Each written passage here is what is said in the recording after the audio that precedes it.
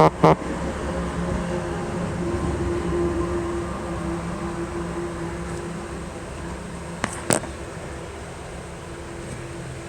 Hello दोस्तों, कैसे हैं आप सब। मैं हूं आशुतोष सिंह चौहान और हम आपका हार्दिक स्वागत करते हैं अपने न्यू वीडियो लेक्चर पर। तो सबसे पहले मैं बताना चाहता हूं कि पेशे से मैं एक फार्मासिस्ट हूं और हम लोग का जो मेन मकसद है वो आपको आपके पशु के स्वास्थ्य की शुभकामनाओं के साथ अच्छी सलाह के लिए है। और उसके साथ में हम ये चाहते हैं कि अगर आप लोग पैसा अपना खर्चा कर रहे हैं तो आपको जो भी चीज़ें मिल रही हैं वो ब्रांडेड मिलनी चाहिए, ओरिजिनल मिलनी चाहिए और सही मिलनी चाहिए। तो देखिए दोस्तों, आज हम लोग जिस टॉपिक पर बात करने आए हैं वहाँ पर कोई हम लोग दवा के बारे में नहीं बात करेंगे। आज हम आपके पशु के स्वास्थ्य के बारे में बात करने वाले हैं। तो देखिए, सबसे पहले अगर पशु के स्वास्थ्य के बारे में हम लोग बात करते हैं तो कहीं ना कहीं ये आ जा रहा है कि आपके पशु का स्वास्थ्य है क्या। तो पशु के स्वास्थ्य के बारे में अगर हम लोग जानकारी करें तो पशु का स्वास्थ्य वह है जहाँ पर पशु मानसिक रूप से, शारीरिक रूप से स्वस्थ है, वही क्या है, पशु का स्वास्थ्य है। मतलब अगर पशु आपका मानसिक रूप से, क्या मतलब है, पशु आपका बार बार बीमार नहीं होने पा रहा है, पशुओं में आप कोई हार्मोनल डिसबैलेंस नहीं होने पा रहे हैं। हार्मोनल डिसबैलेंस का मतलब दोस्तों क्या है, ये आपके लिए भी जानना बहुत ज़रूरी है। हार्मोन डिसबैलेंस वह डिसबैलेंस है या वह अंतर है जिससे जानवर क्या होता है, आपका अचानक दूध कम कर दे रहा है, अचानक आपका जानवर दाना चारा कम कर दे रहा है, अचानक जानवर आपका इम्यूनिटी उसकी कम हो जा रही है, या जानवर आपका गर्भ धारण नहीं कर पा रहा है, जानवर आपका हीट में नहीं आ रहा है, या जानवर आपका बार बार पलटवार कर रहा है। और आपने देखा होगा कि अगर हम लोगों ने जैसे यहाँ पर वर्ड का यूज़ किया है इम्यूनिटी, तो इम्यूनिटी का मतलब होता है आत्म प्रतिरक्षा। मतलब सभी, चाहे मनुष्य हो चाहे पशु हो, उनके शरीर में एक इम्यूनिटी होती है। इम्यूनिटी क्या होती है, इम्यूनिटी कुछ इम्यूनिटी जन्मजात होती है और कुछ इम्यूनिटी पशुओं को पैदा करनी होती है। अब वह इम्यूनिटी कैसे पैदा होगी और इम्यूनिटी क्या क्या वर्क है, आज हम लोग उसके बारे में जानने वाले हैं। तो देखिए दोस्तों, आपके पशुओं को इम्यूनिटी की बहुत ही आवश्यकता है। उसकी क्या आवश्यकता है और क्यों आवश्यकता है, पहले उसके बारे में जानते हैं। तो देखिए, आप लोग आज जानते हैं कि आज दाने चारे का स्तर क्या है आपके, आप लोग कितना यूरिया उपयोग कर रहे हैं, कितना पेस्टिसाइड उपयोग कर रहे हैं, ये सारी चीज़ें हैं।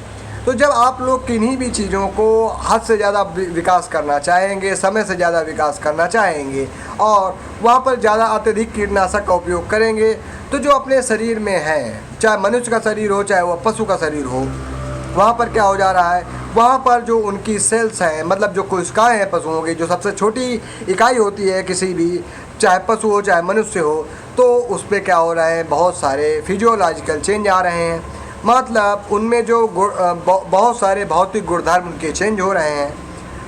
तो वो क्यों हो रहे हैं, देखिए सबसे पहली बात ये है कि जब आप लोग यूरिया, सल्फ़र, जिंक, ये सारी चीज़ें हैं, जैसे यूरिया मेनली हम लोग कहें, ये डीएपी की हम लोग बात करें, या आप लोग जो कीटनाशक दवाओं का उपयोग कर रहे हैं, तो उनके बारे में हम लोग आज जानते हैं। तो देखिए, कीटनाशक दवाएं क्या हैं, कहीं ना कहीं ये पॉइजन है, और जब ये पॉइजन हमारे जो खाद्यान्न है वहाँ पर जाएगा तो कहीं ना कहीं कुछ मात्रा में ये खाद्यान्न के साथ क्या हो जाता है, अवशोषित हो जाता है। तो जब वह खाद्यान्न के साथ अवशोषित हो जाएगा, उसके साथ कुछ फर्टिलाइजर्स हैं जैसे यूरिया वगैरह हैं, तो ये यूरिया वगैरह क्या करती हैं, किसी भी अनाज को जो कम समय में तैयार करती हैं, यानी जिसकी जो ग्रोथ है, जो समय प्राकृतिक उसका जो बढ़ना चाहिए उसको, तो हम लोग अपने जो लाभ के लिए उनको जल्दी जल्दी बढ़ाते हैं। तो जब हम लोग उनको जल्दी से जल्दी बढ़ाते हैं तो होता क्या है, वहाँ पर जो मिनरल, विटामिन या डाइटरी फाइबर्स होते हैं, या जो वहाँ पर इसेंशियल एलिमेंट होते हैं, मतलब जहाँ पर मिनरल, विटामिन और इसेंशियल एलिमेंट मतलब जो खाद्य खनिज लवणों की जो ज़रूरत है, जो खनिज तत्वों की जो ज़रूरत है, वह अधूरी रह जा रही है। क्योंकि जो खनिज लवण है, विटामिन है, मिनरल्स है, इनका जो सिंथेसिस का क्रम है, मतलब संश्लेषण का जो क्रम है, वह बहुत ही निश्चित है, प्राकृतिक रूप से है। मगर जब आप वहाँ पर कृत्रिम चीज़ें दे करके किसी भी चीज़ों को बढ़ा रहे हैं तो वहाँ पर कहीं ना कहीं गुणवत्ता पर इफ़ेक्ट आ रहे हैं।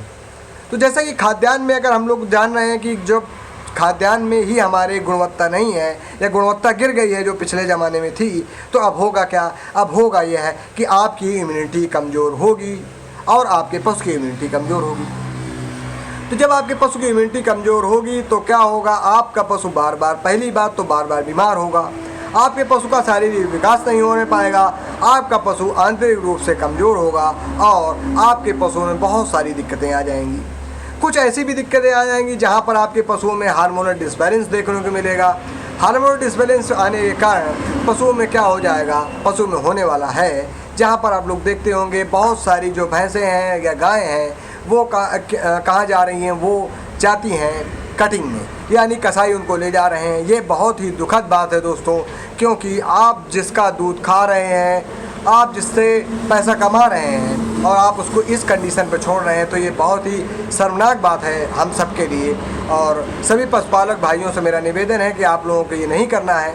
आप लोगों को करना क्या है वो हम यहाँ पर आप लोगों को बता रहे हैं, रेगुलर वीडियो डाल रहे हैं। तो आपको हमारे चैनल को लाइक, शेयर एंड सब्सक्राइब करना है और अपने ज्ञान को बढ़ाना है।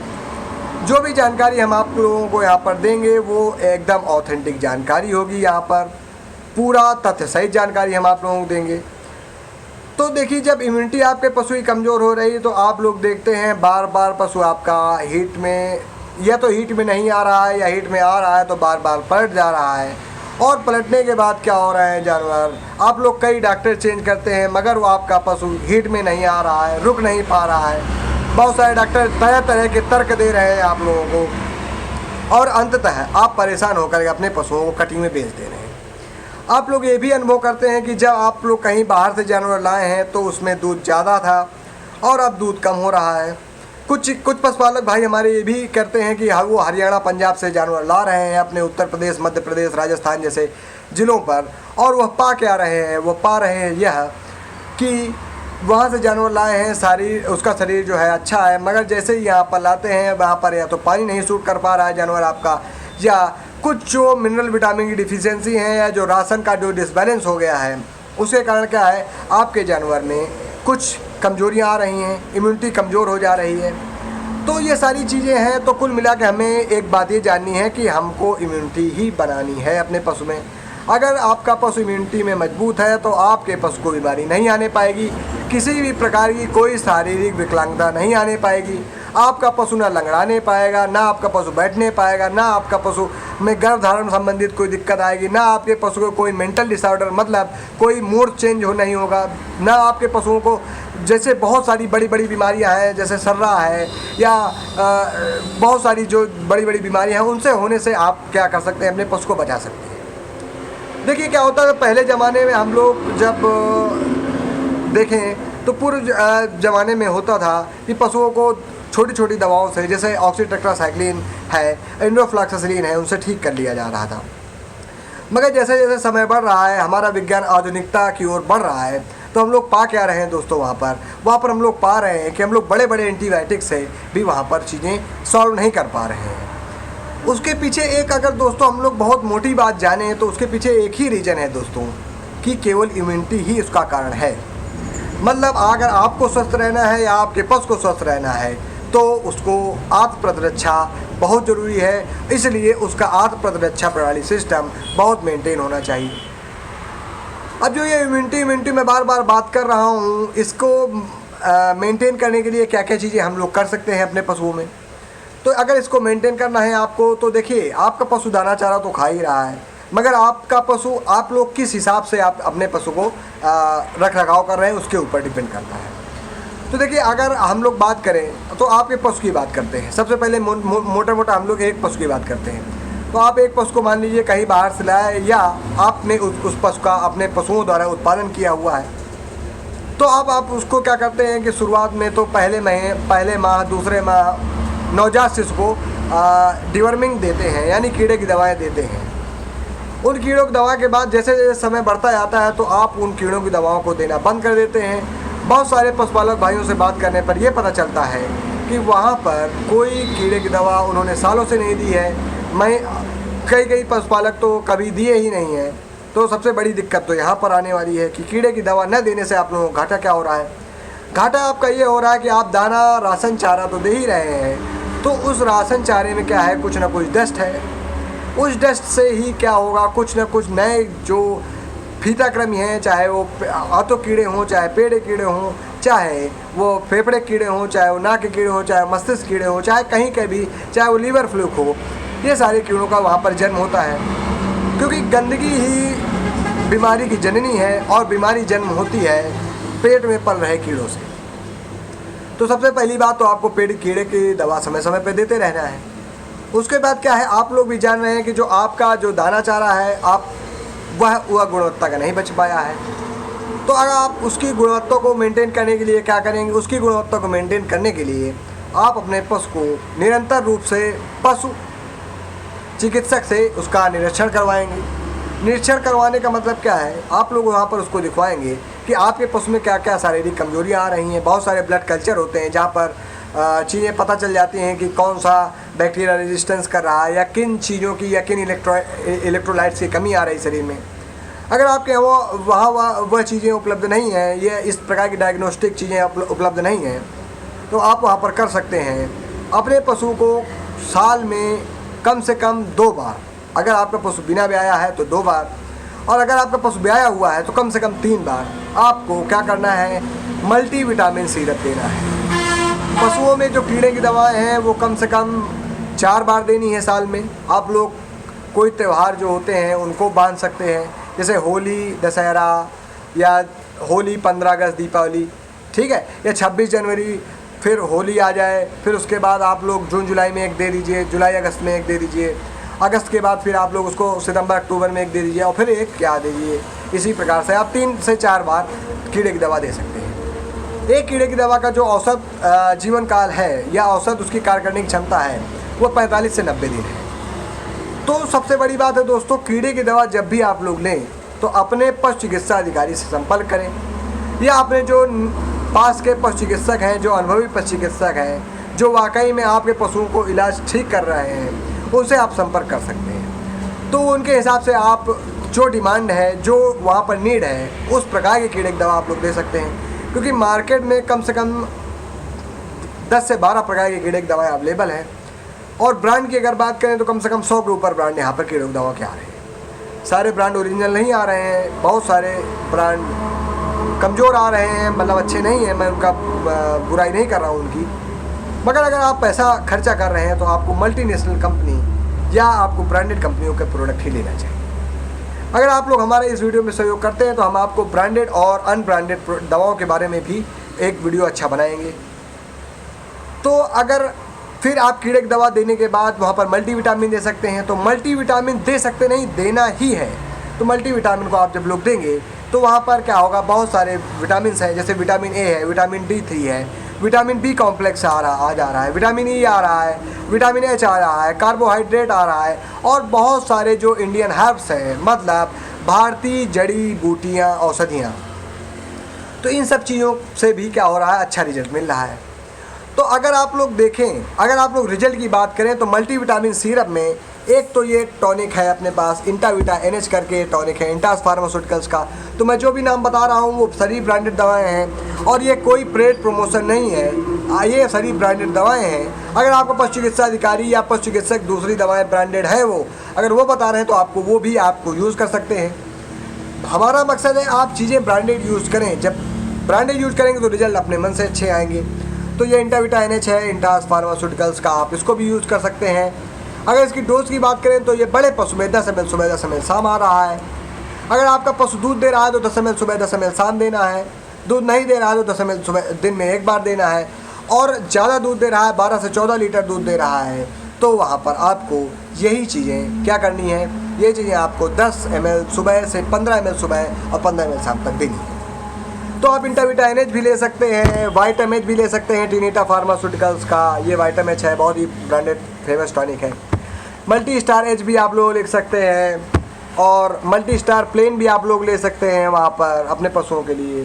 विमराल भी ले सकते हैं और पहले फाइजर का आता था विटामिक्स D, आप विटामिक्स D भी ले सकते हैं और बहुत सारे प्रोडक्ट हैं उनको भी आप लोग ले सकते हैं। उसके बाद क्या है, अब आपके जानवर में जो ब्लड सर्कुलेशन है वो क्या मेंटेन है, या जो विटामिन बी कॉम्प्लेक्स की जो महत्ता है उसके बारे में अब हम लोग बात करते हैं। तो देखिए, हमने विटामिन, मिनरल्स और जो एलिमेंटल डिफिशियंसी थी, मतलब जो विटामिन की कमी थी मिनरल की कमी थी और जो कुछ खनिज लवणों की कमी थी वह इन सिरपों से पूरा कर लिया है। उसके बाद हमने कीड़े की जो कमी थी, कीड़े की जो दवाएं देनी थी वह भी जान ली है। तो 2 चीज़ें हम लोगों ने जान ली हैं। तीसरी चीज़ क्या आती है? तीसरी चीज़ आती है यह है, क्या आपका पशु जो दाना चारा कर रहा है वह क्या पेट में उसके हजम हो रहा है?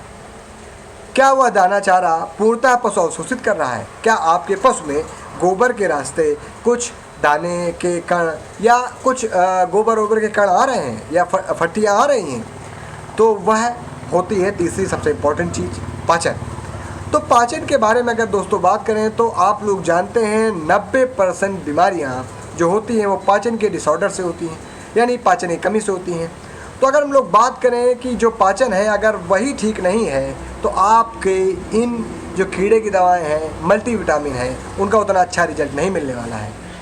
अगर आप एक सफल पशुपालक बनना चाहते हैं, आप एक अच्छे पशुपालक के तरीके वर्क करना चाहते हैं, आप अपने जो भैंसें हैं या जो गाय है जो आप लोग 1-1 लाख की खरीद के ला रहे हैं और अंततः उनको कसाईयों को 20,000 या 25,000 में बेच रहे हैं मजबूरी में, तो अगर उनसे आपको बचना है तो आपको ये चीज़ें करनी पड़ेंगी। तो आप उसके मेटाबॉलिज्म के लिए चीज़ें दे सकते हैं। वो चीज़ें क्या है? जैसे आप विरबैक का प्रोटोन दे सकते हैं, बहुत ही अच्छा प्रोडक्ट है। इंटास का लिवोटास और इकोटास का मिक्सचर दे सकते हैं आप, बहुत ही ब्रांडेड चीज़ है। मैं तो कह रहा हूँ दोस्तों, मैंने अपने अगर जीवन काल में देखा जाए, मेरी उम्र ज़्यादा तो नहीं है, मगर जितनी भी है, जितने भी पशुपालक भाई मुझसे मिले हैं, जितना अच्छा रिजल्ट हमको लिवोटास इकोटास में मिला है, मज़ा आ जाता है भाई। आप ही लोग देखिएगा। तो चाहे प्रोटोन दे दें, चाहे लिवोटास इकोटास का मिक्सचर दे दें, चाहे रिजुफीड आप लोग दे सकते हैं विरबैक फार्मा का, या फ्लोराटोन फूड दे सकते हैं आप लोग टैबलेट के रूप में। ये सारी कुछ ब्रांडेड दवाएं हैं जो आपके जानवर में चय अपचय की क्रिया है, यानी मेटाबॉलिज्म में क्रिया है, यानी पाचन की क्रिया है, उसको बढ़ा देते हैं। अगर आप ये चीज़ें नहीं देना चाह रहे हैं, ये नहीं दे पा रहे हैं, तो आप वहाँ पर इंटास फार्मास्यूटिकल का ट्राइबीवेट ओरल सिरप दे सकते हैं। तो ट्राइबीवेट ओरल सिरप में विटामिन बी कॉम्प्लेक्स पड़ा हुआ है, नियासिनामाइड वगैरह चीज़ें पड़ी हुई हैं। उसके साथ उसमें कई सारे विटामिन पड़े हुए हैं, विटामिन ए, विटामिन D3 भी, ये भी चीज़ें पड़ी हुई हैं। उसके साथ वहाँ पर आंवला है, शंखपुष्पी है, कई चीज़ें ये पड़ी हुई हैं जो मेंटल स्टेटस को भी क्या करती है, बूस्ट करती है। तो जब ये सारी चीज़ें आप लोग देंगे तो आपके पशुओं में जब मेटाबॉलिज्म अच्छा होगा, यानी खाने का चय अपचय जब अच्छा हो जाएगा, तो आपके पशु का जो अवशोषण है खाने का, जो हाथों से अवशोषण होता है, जो उससे रस निकलता है जिसको कहते हैं, वो रस अच्छे से अवशोषित होगा। और जब वो अच्छे से अवशोषित होगा तो वो शरीर के विभिन्न भागों में जाएगा और वो जो विभिन्न भागों में जो सेल हैं, यानी कोशिकाएं हैं, ऊतक हैं, उनको क्या करेगा, अच्छे से नरिश करेगा। जब वो अच्छे से नरिश करेगा तो बहुत सारे विटामिन भी वो अवशोषित करेगा। तो जो ये मल्टीविटामिन की जो आपको बार बार ज़रूरत पड़ने वाली है वो कम हो जाएगी। तो उससे भी आपको बहुत ही अच्छे रिजल्ट मिल जाएंगे। अगर आपके पास ये सारी टॉनिक जो हमने बताए हैं, प्रोटोन है, लिवोटास इकोटास है, फ्लोराटोन फोर्ट है, रिजुफीड है, अगर ये अवेलेबल नहीं है तो आप मिकोनर्व सिरप भी का यूज़ कर सकते हैं। मिकोनर्व सिरप क्या है? मिकोनर्व सिरप एक एडवांस सिरप है जो नरवायन टॉनिक तो है ही है। उसके साथ में वहाँ पर क्या हो रहा है, वहाँ पर हो रहा है, यहाँ पर जो कुछ चीज़ें हैं, शंखपुष्पी एक्स्ट्रा पड़ी हुई है, वहाँ पर शिलाजीत एक्स्ट्रा पड़ा हुआ है, जिनसेंग पड़ी हुई है, और वहाँ पर और कई सारी चीज़ें हैं वो पड़ी हुई हैं, जैसे आंवला है, ये सारी चीज़ें पड़ी हुई हैं, तो आप उसको भी दे सकते हैं। तो कुल मिला के जो हमने बात कही कि आपको पहले क्या करना है, सबसे पहले तो आपको कीड़े की दवाएँ देनी है। कीड़े दवाएँ देने के बाद आपको क्या करना है, मल्टीविटामिन सिरप देना है, और उसी के साथ में कोई ना कोई पाचन का संबंधित सिरप दे सकते हैं आप। तो अगर जैसे मोटी मोटी बात करें हम लोग, तो आप लोग एक लीवर टॉनिक के साथ कोई अच्छी भूख की गोली या कोई लाइव ईस्ट की गोली, जैसे ईसैक बोलस आती है MSD की, या इकोटास बोलस ले सकते हैं आप, या रिजुफीड ले सकते हैं आप। इन तीनों में से कोई आप लोग एक ले सकते हैं, और कोई एक मल्टीविटामिन टॉनिक आप लोग अच्छा टॉनिक ले सकते हैं। तो अब इससे जो आप ये तीनों चीज़ें लेंगे और इनकी डोजेस आप अपने पशु चिकित्सा अधिकारी से पूछ सकते हैं, पशु चिकित्सक से पूछ सकते हैं। या अगर हम लोग बात करें तो मल्टीविटामिन की डोज है, किसी भी सामान्य पशु को आप जो एक भरपूर पशु है, 4 से 5 कुंतल उसका वजन है, आप उसको 10 ml सुबह 10 ml शाम दे सकते हैं। कीड़े की दवा 3 महीने में आप लगभग 3 ग्राम तक की दवा, अगर फेंटास की बात करें या पैनाक्योर की बात करें, यही मोस्टली ज़्यादा अच्छी दवाएँ हैं जो प्रेगनेंसी में भी सेफ़ हैं और नॉर्मल कंडीशन में भी सेफ़ हैं। तो आप लोग उनको 3 ग्राम 3 कुंतल पशु को दे सकते हैं। 4 कुंतल का भी है तो आप भी वहाँ पर भी 3 ग्राम ही दे करके ये अच्छा काम चला सकते हैं। या फेंटास एक्सपी आप लोग दे सकते हैं या टुलजान दे सकते हैं। तो कीड़े की दवा में आपको अपने पशु चिकित्सक की सलाह बहुत ज़रूरी है वह, क्योंकि डायग्नोस्टिक मैटर हो जाता है वहाँ पर, डायग्नोसिस बहुत ज़रूरी होती है। तो किस प्रकार के वहाँ पर कृमि हैं उनके बारे में वहाँ पर पशु चिकित्सक आपको बताएगा। फिर उसके बाद आपको एक क्या लेनी है, मेटाबॉलिज्म की टॉनिक लेनी है, या हम लोग कह लेते हैं कि आपको लीवर टॉनिक और एक कोई अच्छी लाइव ईस्ट की गोली लेनी है। तो लीवर टॉनिक आप कोई किसी भी ब्रांडेड कंपनी की ले सकते हैं। और उसके साथ आप लोग वहाँ पर ले सकते हैं इकोडास बोलस। तो इकोडास बोलस ले लो, चाहे ईसैक बोलस ले लो, और चाहे वहाँ पर रिजुफीड ले लो। तो जो इन बोलस की जो डोजेस हैं वो 1 गोली सुबह 1 गोली शाम की डोज है। अगर ईसैक की बात करें तो दिन में 1 गोली का भी डोज पर्याप्त होता है। और मल्टीविटामिन की बात करें तो मल्टीविटामिन है 10 ml सुबह 10 ml शाम, और लीवर टॉनिक है 50 ml सुबह 50 ml शाम। तो इन सब चीज़ों को पिलाने से आपको फ़ायदा क्या क्या होगा, आपका पशु जो इम्यूनिटी से मजबूत हो जाएगा, कोई हार्मोनल डिसबैलेंस नहीं हो जाएंगे, और पूर्णतः शारीरिक मानसिक रूप से क्या हो जाएगा, स्वस्थ हो जाएगा, और सामाजिक रूप से भी क्या हो जाएगा, स्वस्थ हो जाएगा। वह बार बार आपको समय पर बच्चा देगा, अच्छा दूध देगा, और अच्छा आपके पशु का स्वास्थ्य रखेगा, जिससे आपके पशुओं में कोई भी प्रकार की बीमारी नहीं आ पाएगी। तो दोस्तों आई होप आपको ये सारी चीज़ें बहुत अच्छे समझ में आ गई होंगी, और आपको हमारा ये जो वीडियो लेक्चर है वो बहुत अच्छे समझ में आया होगा। अगर आपको हमारा वीडियो लेक्चर समझ में आया है, तो अगर आपको हमारे चैनल के जो वीडियो हैं वो अच्छे लग रहे हैं, तो कहीं मिस ना हो जाए हमारी कोई जो प्राइमरी जानकारी है या प्राथमिक जानकारी है, जो जागरूकता अभियान चला रहे हैं हम पशुपालकों के लिए, तो कहीं मिस ना हो जाए। इसके लिए आप लोगों को सब्सक्राइब करना है और बेल आइकन को ऑल पे सेट करना है, जिससे हमारे हर वीडियो का जो डिस्क्रिप्शन जो नोटिफिकेशन है वो आपके पास पहुँचे। उसके बाद आपको लाइक करना है हमारे चैनल को, हमारे वीडियो को, और शेयर करना है और सपोर्ट करना है दिल से। तो बहुत बहुत नमस्कार, बहुत बहुत सादर आभार आपका, जो आपने अपना इतना महत्वपूर्ण समय दिया हमारी इन सारी बातों को जानने के लिए। बहुत बहुत धन्यवाद दोस्तों, नमस्कार।